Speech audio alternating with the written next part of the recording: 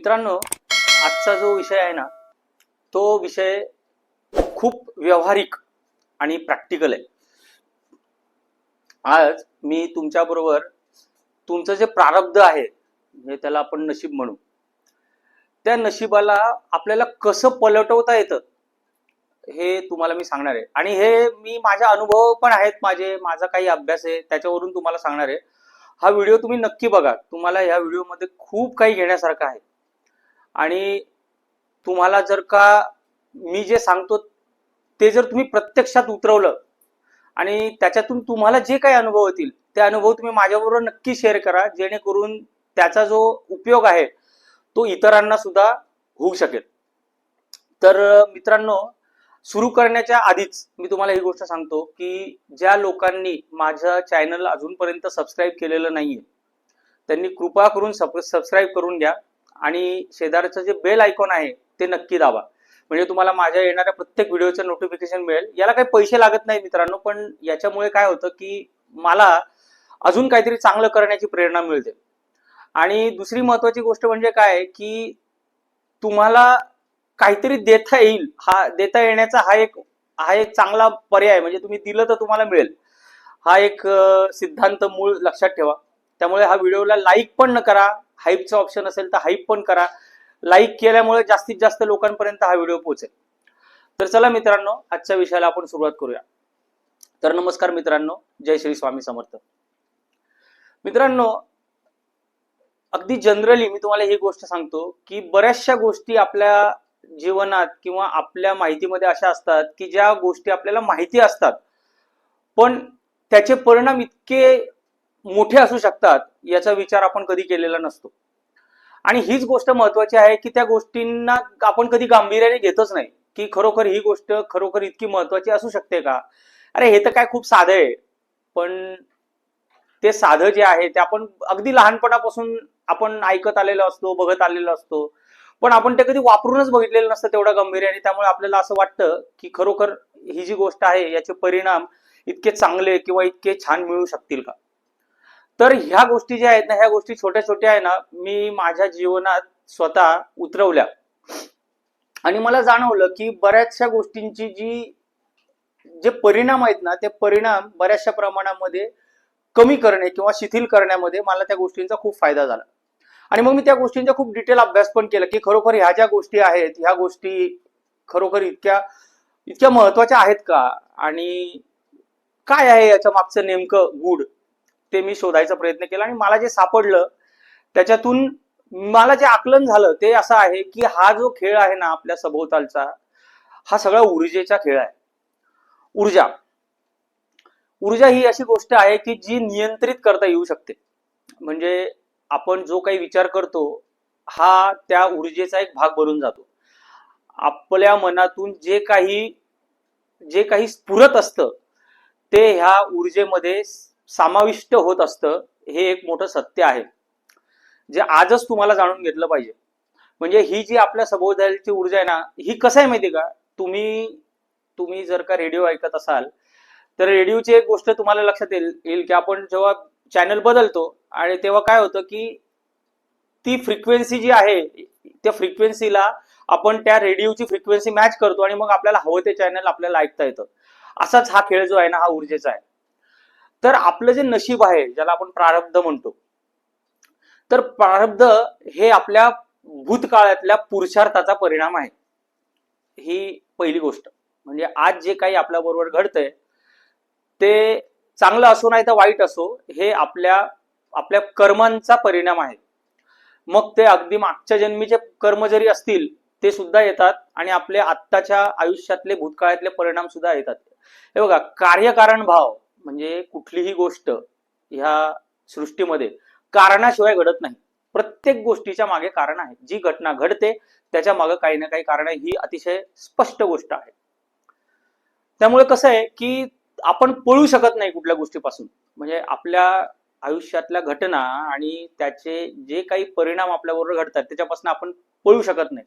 पण आपण एक गोष्ट मात्र करू शकतो की आपली जी आपल्या भोवतालची किंवा आपण जी ऊर्जा आपल्या मनातून किंवा आपल्या अंतर्मनातून, म्हणजे त्याला आपण असं म्हणू की आपण बाहेर टाकत असतो किंवा आपण स्फुरित करत असतो, त्या ऊर्जेला आपण नियंत्रित करू शकतो किंवा आपल्याला जशी हवी तशी ऊर्जा आपण संचारित करू शकतो.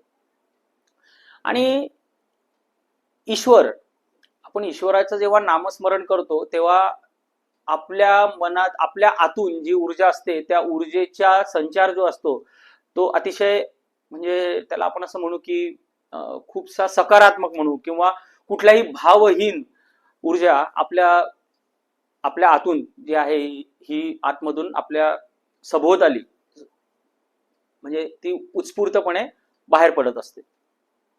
तर आता आपण हे बघूया की ही ऊर्जा आपण कशी संचालित करू शकतो, किंवा आपल्या प्रारब्धाचे चांगले म्हणजे परिणाम जे आहेत किंवा वाईट जे परिणाम आहेत पर्टिक्युलरली त्याची जी खूप दाहकता आहे त्याला आपण कमी करू शकतो किंवा त्याच्यामध्ये बदल घडवून आणू शकतो. त्यामुळे हे कसं करता येईल, तर सगळ्यात पहिली गोष्ट म्हणजे सगळ्यात महत्वाचं, आपल्याला काम करायचंय आपल्या मनावर. आपल्या मनावर काम करणं म्हणजे काय की आपल्याला आपल्या मनाला अशा पद्धतीने ट्रेनिंग द्यायचंय किंवा आपल्याला अशा प्रकारे त्याला प्रशिक्षित करायचं आहे की आपलं अंतर्मन हे आपल्या नियंत्रणात येईल. आणि आपल्या नियंत्रणात अंतर्मन येणं म्हणजे काय करायचं की त्याला आपल्याला फसवायचंय. आता हे फसवणं काय आहे ते आपण थोडक्यात बघू. म्हणजे काय आहे की सगळ्यात पहिले आजपासूनच कुठलीही गोष्ट नकारात्मक बोलणं, विचार करणं तर लांबच सोडा, बोलणं सुद्धा बंद करून टाका. म्हणजे कसं करता येईल ते की समजा एखादी गोष्ट आहे, त्या गोष्टीचा तुम्ही विचार करताय, त्या गोष्टीमधनं काय वाईट होईल, अरे हे गोष्ट असं झाली तर वाईट होईल, तर आपण असं म्हणायचंय की ही गोष्ट जर अशी केली तर चांगलं होईल. म्हणजे आपण फक्त चांगलं जे आहे ते बोलायचंय. नकारात्मक गोष्ट आपल्या तोंडातून, मुखातून आपण जर बोललो नाही तर आपल्या मनामध्ये ते विचार तयार होणार नाही. त्यामुळे आपल्या वाणीमधून म्हणजे काय चाललंय, आपण असं नेहमी म्हणतो की काय कटकट आहे, अजिबात अशा गोष्टी जरी तुम्हाला वाटत असले की खूप कटकट आहे किंवा तुम्हाला त्रास होतोय, अजिबात ती गोष्ट तुमच्या तुमच्या बोलण्यातून किंवा तुमच्या म्हणजे कसं आहे, तुम्ही जेव्हा बोलता ना एखादी गोष्ट तेव्हा तुमचं जे शरीर किंवा तुमची जी बॉडी आहे ना ती त्या पद्धतीने रिॲक्ट करत आहे. त्यामुळे सगळ्यात पहिली गोष्ट म्हणजे अशा नकारात्मक गोष्टी ज्या आहेत ना त्या बोलणं बंद करून टाका. म्हणजे सकारात्मक, म्हणजे एखाद्या गोष्टीतला नकारात्मक भाव जो आहे त्याला सकारात्मक जोडणी देण्याचा प्रयत्न करा. म्हणजे हे चांगलं आहे किंवा अमुक गोष्ट जर अशा पद्धतीने केली तर ती चांगलं होईल, किंवा हे चांगलं कसं करता येईल, किंवा हे सगळं चांगलंच आहे, किंवा ह्या वाईटातून पण चांगलं घडणार आहे, ह्या गोष्टीला. आणि महत्वाची गोष्ट म्हणजे ती गोष्ट समजा तुम्ही जर वाईट बोलले तर आहे ती गोष्ट बदलणार नाही, ही महत्वाची गोष्ट. कमीत कमी एक गोष्ट तर आहे की तुम्ही चांगलं जर बोलला तर ती जी ऊर्जा आहे ती ऊर्जा तरी कमीत कमी तुमच्या आतून जी बाहेर पडणार आहे तिचा जो दाह आहे तो कमी होईल. त्यामुळे ही गोष्ट महत्वाची की तुम्ही हे जे नकारात्मक बोलणं आहे ना ते बोलणं थांबवा. कारण प्रत्येकाला असं वाटतं की अरे नाही, मग आता आयुष्यात कसं होईल पुढे, आता परिस्थिती खूप दाहक आहे तर याच्यातून कसं होईल, काय होईल. हे बघा, सगळ्या गोष्टी तुम्ही जर मागे जाऊन बघितलं ना तर एक गोष्ट तुम्हाला समजेल की त्यावेळेस तुम्ही जो विचार करत होता, खूप जास्ती तुम्हाला भीती वाटत होती, ती गोष्ट जेव्हा भविष्यामध्ये येते तेव्हा तुम्हाला जाणवतं की अरे ही गोष्ट तर एवढी भयानक नव्हती जेवढा आपण आपल्या मनामध्ये त्याची भयानकता किंवा त्याच्याबद्दल आपण विचार करून ठेवला होता. असं अजिबात नसतं. त्यामुळे आज तुम्ही त्या गोष्टीवरती त्रास करून घेऊन फक्त तुमची जी भोवतालची जी ऊर्जा आहे ना ती घाण करत करत राहणार, बाकी दुसऱ्या याच्यातनं काही होणार नाही. ही एक पहिली गोष्ट. दुसरी महत्वाची गोष्ट म्हणजे की आपण जे मंत्र आहेत ना, जे मंत्र आपल्याला सांगितलेत आपण त्याला आध्यात्मिक कार्य म्हणून बघतो. पण मी खरं सांगू का, आपला मंत्रोच्चार किंवा त्याची जी कंपन्या आहेत ना हे पूर्णपणे सायन्स वरती बेस्ड आहेत. याच्या मागे शास्त्र आहे. ही गोष्ट अतिशय गांभीर्याने तुम्ही तुमच्या मनामध्ये ठासून भरून घ्या पहिले. त्यामुळे तुमच्या सभोवतालची ऊर्जा जी तुम्हाला, जर तुमच्या आयुष्यात काहीतरी चांगलं घडावं हे तुम्हाला जर करायचं असेल तर पहिली गोष्ट म्हणजे 3च गोष्टी साध्या मी तुम्हाला सांगणार आहे आज. तुम्ही हे करून बघा. 21 दिवस फक्त तुम्ही करून बघा आणि त्याच्यानंतर जे तुमच्या आयुष्यात, तुमच्या मनावरती आणि तुमच्या विचारांमध्ये जे काही परिणाम होतील ते मला तुम्ही पाहिजे ते कमेंटमध्ये कळवा. हा व्हिडिओ तुमच्यासाठी खूप महत्वाचा आहे, ही गोष्ट पहिले लक्षात ठेवा. 3 मंत्र सांगणार आहे. मी मागे सुद्धा मागच्या व्हिडिओमध्ये सुद्धा या 3 मंत्रांबद्दल बोललोय आणि हे 3 मंत्र माझ्या आयुष्यात तरी खूप म्हणजे खूप अतिशय महत्वाचे आहेत अजून सुद्धा, आणि त्यांनी माझं आयुष्य बदललंय. साधं आहे पण खूप परिणामकारक आहे. पहिला मंत्र म्हणजे ओंकार, दीर्घ ओंकार. हा पहिला तुम्हाला, आणि विश्वास ठेवा या गोष्टी परिणाम करतात म्हणजे करतात. तुमचं नशीब, तुमच्या भोवती घडणाऱ्या घटना, तुमचे विचार तुमच्या मागच्या सगळ्या घटना घडवणार. त्यामुळे पहिले तुम्ही त्या गोष्टींमधून तुम्ही हा तुमच्या मनाची जी सकारात्मकता आहे, तुमच्या भोवतालची ऊर्जा आहे, तिला नियंत्रित करा. ओम, दीर्घ ओंकार. सकाळच्या वेळी तुम्ही कमीत कमी 15 मिनिटं दीर्घ ओंकार म्हणायचा आहे. डोळे बंद करायचे आहेत. तुमचे जे काही विचार येतील त्याला पकडून ठेवायचे नाही, शांत बसायचंय. अर्धा तास तुम्ही फक्त काढा सकाळचा तुमचा, आणि संध्याकाळचा अर्धा तास. एवढा 1 तास तुमच्या दिवसाच्या जीवनातला तुम्ही काढा. तुमच्या आयुष्यात खूप मोठा फरक पडेल. तर सकाळच्या अर्ध्या तासामध्ये 15 मिनिटं तुम्हाला दीर्घ ओंकार घ्यायचा आहे, आणि दुसरी पुढची 15 मिनिटं तुम्हाला गायत्री मंत्राचा जाप करायचा आहे.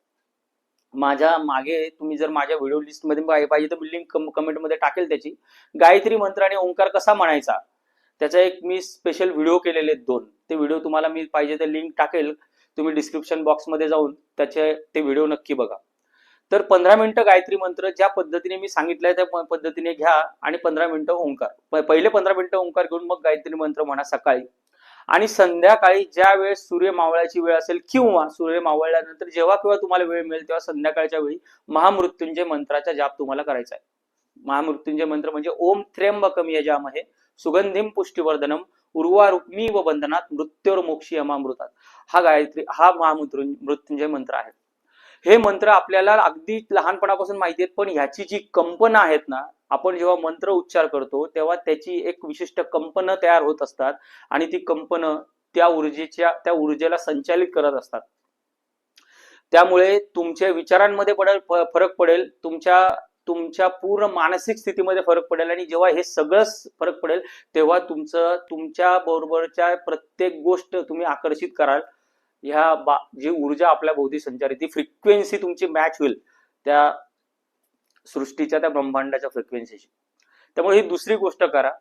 आणि तिसरी महत्वाची गोष्ट म्हणजे तुम्हाला जेव्हा केव्हा वाटेल, तुमचा जो कुठला देव असेल, जो कुठल्या परमेश्वराला तुम्ही मानत असाल, तुम्ही जर स्वामींचे भक्त असाल तर स्वामींचं नामस्मरण काहीही करायचं नाही. ज्या ठिकाणी तुम्ही बसलेले असाल, तुम्हाला जेव्हा केव्हा वेळ मिळत असेल तेव्हा स्वामींच्या नावाचा नामजप करा.